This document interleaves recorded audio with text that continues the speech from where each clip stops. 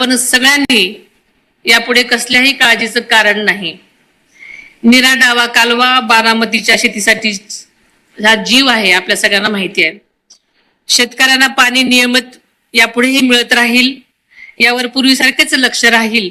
बारामतीसह राज्यातील शेतकऱ्यांना अवकाळी पाऊस आणि गारपिटीचा मोठा फटका बसलेला आहे, आपण सगळ्यांना माहिती आहे. नुकसान झालेल्या पिकांचं सुद्धा तातडीने पंचनामे होतील आणि राज्य सरकार त्यांच्या पाठीशी भक्कमपणे उभे आहे, आपल्याला सगळ्यांना माहिती आहे.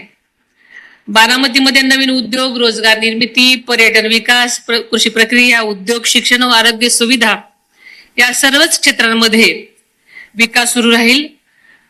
आता विकास थांबणार नाही आणि ही जी सगळ्यांच्या मनामध्ये धाकधूक होती त्यासाठी सगळ्यांनी खात्री बाळगा.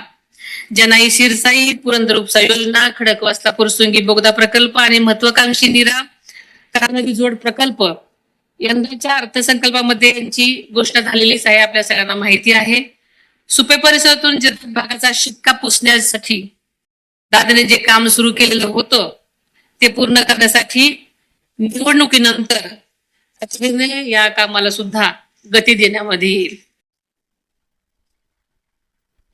देशाचे पंतप्रधान आदरणीय नरेंद्रजी मोदी साहेब, गृहमंत्री माननीय श्री अमितजी शाह साहेब, मुख्यमंत्री माननीय देवेंद्रजी फडणवीस साहेब, उपमुख्यमंत्री माननीय एकनाथजी शिंदे साहेब आणि मंत्रिमंडळातील सर्वच सहकाऱ्यांचा मला भक्कम पाठिंबा आहे. आपण तुम्ही सगळ्यांनी प्रत्यक्ष पाहिलेलंच आहे.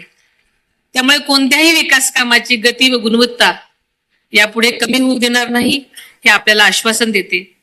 शिवशाहू फुले आंबेडकरांची विचारधारा ही महाराष्ट्राची ओळख आहे. आदरणीय पवार साहेब आणि दादा यांच्या प्रगतिशील विचारांचा वारसा सांभाळत मी उर्वरित आयुष्य सतत काम करत राहीन.